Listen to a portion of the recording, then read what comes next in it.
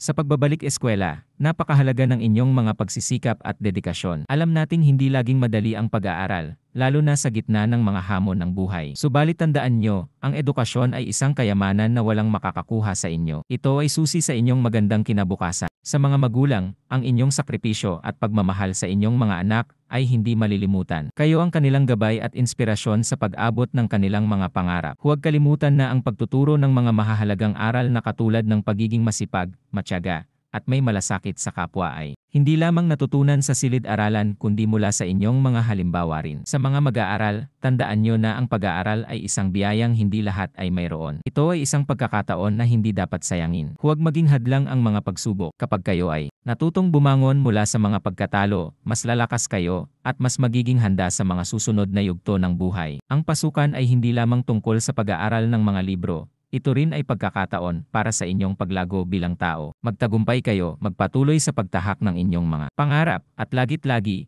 isabuhay ang halaga ng edukasyon at pagmamahal sa pamilya. Kayo ay may kakayahan na baguhin ang inyong mundo. Good luck sa inyong pag-aaral.